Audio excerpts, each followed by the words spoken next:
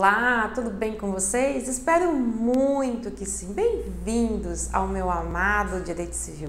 Bem-vindos à nossa primeira aula de toda uma playlist com conteúdo exclusivo e gratuito, feito especialmente, elaborado especialmente para você. Então, se você ainda não é inscrito nesse canal, por favor, vá lá e se inscreva, para que eu possa cada vez mais prosseguir nessa missão de te ajudar a gostar, pelo menos um pouquinho, do direito civil. Quem sabe, assim como eu, a amá-lo.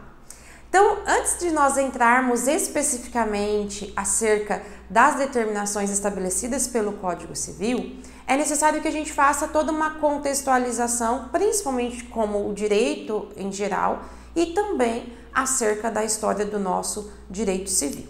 Bom, vamos começar lembrando que o ser humano, ele não é capaz de viver de forma individual, isso absolutamente. O ser humano, cada vez mais, ele necessita, ele é um ser dependente de outras pessoas, de outros seres humanos. E em razão dessa convivência, em razão, então, dessas comunidades, dessas sociedades que surgem, o ser humano também conflita cada vez mais.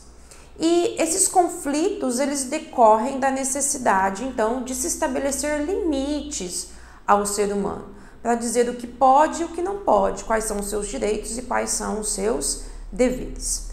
O direito, como existe, o direito como norma imposta pelo poder público, nada mais é do que o conjunto de normas essas positivadas, normas essas escritas, que vão regular então essa vida social, que vão estabelecer como eu posso viver em sociedade sem que isso gere prejuízo, sem que isso cause danos a outras pessoas. Bom, quais são as características do direito? O direito é um conjunto de normas impostas pelo poder público. Esse poder público, quando cria as normas, ele as cria de forma genérica. Isso significa dizer que o poder legislativo, quando ele pensa uma lei, quando ele vota numa lei, essa lei ela precisa atingir a todas as pessoas de forma indistinta. Não é possível a criação de uma lei para pessoas especiais, para pessoas específicas. Ou eu crio uma norma que atinja a todas as pessoas de uma forma indistinta, ou eu não crio. Agora, eu até posso criar normas que se aplicam a apenas algumas pessoas, a apenas alguns grupos de pessoas, mas essa norma ela precisa atingir todos os membros daquele grupo. Então, por exemplo, o Estatuto do Funcionário Público Municipal. O Estatuto do Funcionário Público Municipal não alcança todas as pessoas de forma indistinta, porque nem todo mundo é funcionário público municipal. Mas aquela norma precisa atingir todos os funcionários públicos municipais daquela região. Além disso, a norma ela tem um caráter jurídico. O que isso significa? Significa que uma vez que essa norma ela é imposta à sociedade, caso a pessoa não a cumpra, pode o Poder Judiciário, então, exigir todas as consequências previstas naquela norma. Então, o caráter jurídico da norma é a possibilidade de que, não havendo cumprimento espontâneo dessa norma, as suas sanções possam ser exigidas, então, através do Poder Judiciário. Além disso, se trata de um direito objetivo, porque a regra vem para dizer o que eu posso e o que eu não posso, quais são os meus direitos e quais são as minhas obrigações, normas essas impostas pelo poder público através de um direito escrito, que é o caso do nosso ordenamento jurídico brasileiro. Bom, qual é o objetivo do direito? A gente extrai o objetivo do direito da própria denominação, do seu próprio significado, né? A palavra direito vem do latim directum, que significa aquilo que é reto, e aquilo que é reto se extrai de um conceito abstrato, né? Um conceito que está implícito em cada um de nós, que é o conceito da justiça. Bom, Quando a gente fala da justiça, então a gente não pode confundir direito com justiça, porque na verdade a justiça ela é alcançada através do direito, ou o direito existe para que eu alcance aquele sentimento de justiça, que às vezes é bastante subjetivo. Por isso que nós temos muitas vezes muita crítica ao direito, porque o direito nem sempre alcança a justiça. Em alguns momentos, porque essa justiça ela é subjetiva, o que é justo para mim pode não ser justo para você, e em outros momentos porque a norma não é capaz de acompanhar a evolução do ser humano. A norma ela não é capaz de, no instante em que o fato ocorre, cobrir todas aquelas possíveis relações jurídicas estabelecidas entre as pessoas. Então sempre a gente vai ver o direito correndo atrás da justiça e alcançando ou não, a depender aí de cada uma das circunstâncias. Bom, se direito é uma norma, e uma norma para dizer o que eu posso e o que eu não posso fazer, significa que o direito é uma norma de comportamento. Agora, a norma de comportamento nem sempre decorre do poder público, de uma imposição do Estado. Às vezes essa norma de comportamento ela decorre do grupo em que eu estou inserido, de uma comunidade em que eu estou inserida, determinando o que é possível ou não, o que me convém ou não. Então são relações decorrentes de relações de parentesco, ou relações decorrentes da minha opção religiosa, ou acerca do meu trabalho, ou acerca de determinado grupo de amizade. Então esses grupos, eles próprios criam regras de comportamento, dizendo o que me convém e o que não me convém, e não há pelo poder público, não há pelo Estado, a possibilidade de exigir as consequências pelo descumprimento dessas regras, porque essas regras são regras de ordem moral. Então, as regras de ordem moral são regras que elas são carentes daquela coercibilidade que dá ao poder público o direito de exigir sanções através da via judicial. A moral, aqui pelos círculos concêntricos de Bentham, a moral ela é muito mais ampla do que o direito, porque nem tudo que é imoral também é considerado ilícito pelo direito, e possui aqui uma diferença muito grande em razão principalmente da sua coercibilidade. Uma norma de direito descumprida pode gerar sanções através de um processo judicial. Agora, uma norma de moral descumprida, ela pode até gerar sanções, mas sanções que não podem ser levadas ao poder judiciário. Bom, vamos falar um pouquinho do direito brasileiro? O direito brasileiro, assim como a maior parte do direito mundial, decorre do sistema romano-germânico, né? Roma foi a base, o sustentáculo de todo o direito, e o nosso direito brasileiro está sobre esse alicerce. A primeira norma imposta foi a Lei das 12 Tábuas, uma lei bárbara, uma lei bastante equivocada, mas que refletia a sociedade daquela época, que refletia as relações jurídicas daquela época. Quem nunca teve aí a curiosidade de ler a Lei das 12 Tábuas, eu sugiro que leia. E vocês vão perceber que existem regras que vigoram hoje que já eram previstas naquela época. Para vocês compreenderem, né, a importância dessa lei na época, apesar de hoje acharmos que se trata de uma lei retrógrada ou mesmo bárbara. Mas é uma lei importantíssima e vale a pena a leitura. Bom, nesse tempo não se falava em separação, não se falava aí em distinção de ramos do direito. Isso só foi surgir lá em 560 d.C., com o imperador Justiniano, que decidiu fazer uma compilação das leis civis. E essa compilação das leis civis gerou o que a gente chama de iuris civilis. A iuris civilis é a primeira compilação de normas de direito civil a que se tem notícia, que ficou registrada. O direito civil, a gente sabe que é um ramo do direito muito extenso, A gente sabe que é um ramo do direito que inicia-se o seu estudo no primeiro semestre da faculdade e vai até o último semestre. É o único ramo do direito que nós vamos estudar em todos os semestres do nosso curso. Isso porque é um direito extremamente amplo, é um direito extremamente complexo. Por quê? Porque ele se confunde com a própria existência humana.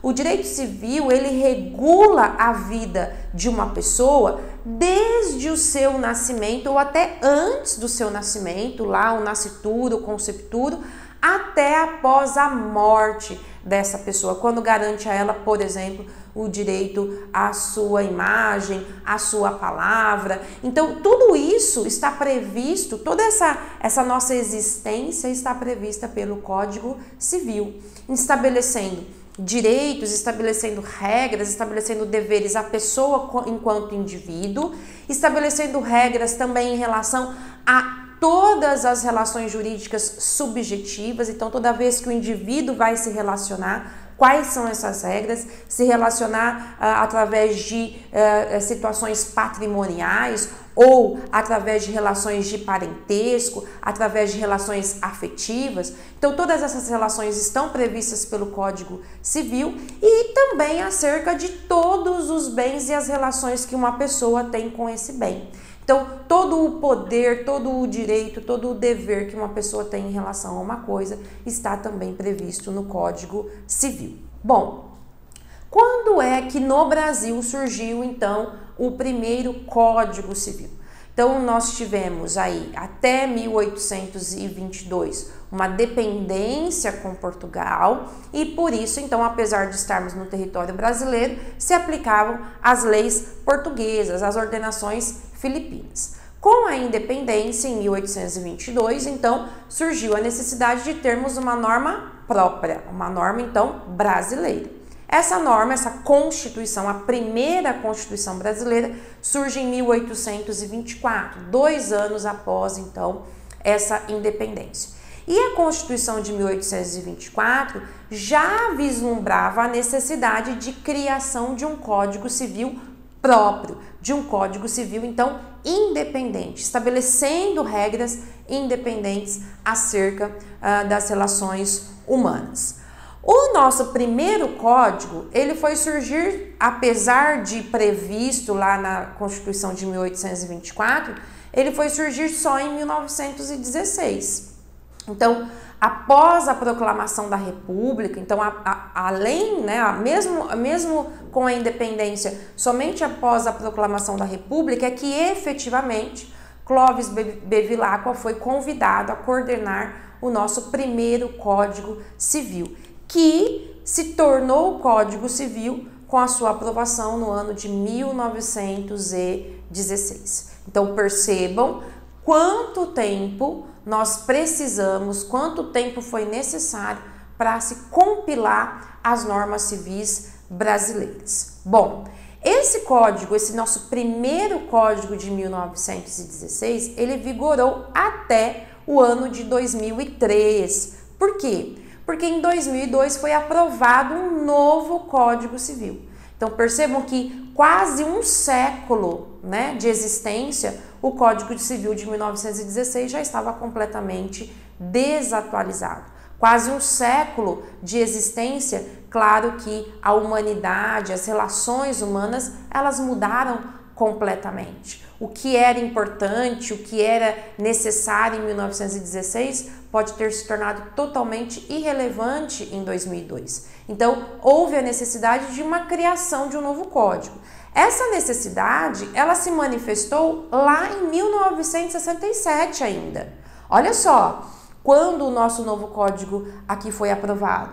Mas quando ele iniciou? Em 1967, com a figura de Miguel Reale como coordenador da comissão, presidindo a comissão, que criaria então ali o primeiro anteprojeto, né, o primeiro esboço do novo Código Civil em 1972 e em 1975 efetivamente esse anteprojeto passou a se tornar um projeto de lei. Então ele foi aceito como um projeto de lei e somente em 2002 o texto escrito lá a partir de 1967 foi aprovado. Então imaginem quanta atualização foi necessária durante esse tempo. E mesmo assim, por conta de todo esse tempo aqui, né? Será que esse código de 2002 ele trouxe, será que ele foi capaz, né, de suprir todas as nossas necessidades atuais? Bom, o direito civil, como eu disse para vocês, ele é o ramo mais complexo, ele é o ramo mais completo de todos os outros ramos de direito. Caio Mário, ele vai dizer o seguinte, que o Código Civil é a lei que toda e qualquer pessoa precisa saber. Se um jurista estrangeiro precisar ter noções gerais acerca da pessoa e das relações entre essas pessoas, é consultando o Código Civil que ele vai fazer isso. Claro, nossa lei máxima, a Constituição Federal, mas se ele quiser saber acerca das relações e da própria existência humana brasileira, ele vai para o Código Civil. E aí ele vai dizer que é impossível que uma pessoa consiga exercer outros ramos do direito sem conhecer o direito civil. É impossível que não se entenda o que é negócio jurídico para poder exercer lá as atividades ou entender ou compreender as normas tributárias. É impossível você não entender acerca da capacidade, não precisar saber da capacidade para não compreender as relações consumeristas. Então, segundo Caio Mário, todos os outros ramos do direito necessitam das premissas estabelecidas pelo Código Civil. Agora, o que a gente tem percebido, o que ficou muito claro do Código Civil de 1916 para o de 2002, é que houve uma interferência maior do poder público no estabelecimento das normas. Então, a gente sabe que o Código Civil, o direito civil é ramo de direito privado, que está dirigida aos particulares e aos interesses dos particulares, porém, o poder público percebeu que, em razão e para se chegar àquele conceito de justiça, há necessidade de intervenção cada vez maior desse poder público no direito que era estritamente privado. Então, esse fenômeno a gente chama de publicização do direito civil. É o direito civil constitucional, é o direito civil que está carreado de diversos valores jurídicos abstratos trazidos da própria Constituição Federal. É o princípio da dignidade da pessoa humana interferindo nas relações entre particulares. É o princípio da boa-fé estabelecendo limites para a manifestação das vontades. É a função social da propriedade constitucional envolvendo as relações entre os particulares no exercício do seu direito de propriedade, na relação particular com os seus bens. Então, nós temos um novo direito civil que cada vez mais sofre limitações com a imposição e a intervenção do poder público. Aqui, olha só, a divisão do nosso direito civil. Toda a divisão do direito civil, toda, então, a necessidade de se estabelecer essa divisão para melhor estudo. A gente começa estudando pessoas, depois vai para bens, depois fatos jurídicos, obrigações. O direito empresarial estando dentro, estando anexo, estando atrelado ao direito civil, coisas, famílias e sucessões. Como eu disse, desde o nascimento até a sua morte. Feitas essas considerações iniciais acerca do direito e do direito civil, na nossa próxima aula nós vamos mergulhar no Código Civil e começar a estudar cada uma das suas regras especiais. Espero que vocês fiquem bem, fiquem com Deus e até lá!